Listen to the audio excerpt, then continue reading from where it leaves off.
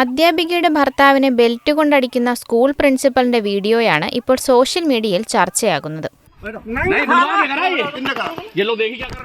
ഉത്തർപ്രദേശിലെ ഷാജഹാൻപൂർ ജില്ലയിലെ സ്കൂൾ അധ്യാപികയുടെ ഭർത്താവിനെയാണ് സ്കൂളിലെ പ്രധാന അധ്യാപകൻ ബെൽറ്റ് കൊണ്ട് തലങ്ങും വിലങ്ങും തല്ലിയത്.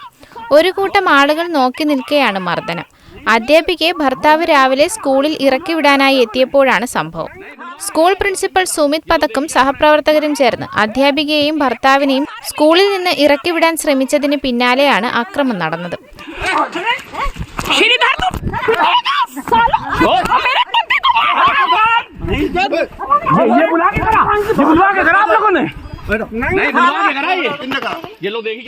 സംഭവത്തിൽ പ്രധാന അധ്യാപകനെതിരെ അധ്യാപിക സാക്ഷി കപൂർ പരാതി നൽകിയെന്നും പിന്നാലെ പോലീസ് സംഭവസ്ഥലത്തെത്തുകയും എല്ലാവരെയും കസ്റ്റഡിയിലെടുത്തതായും റിപ്പോർട്ടുകൾ പറയുന്നു.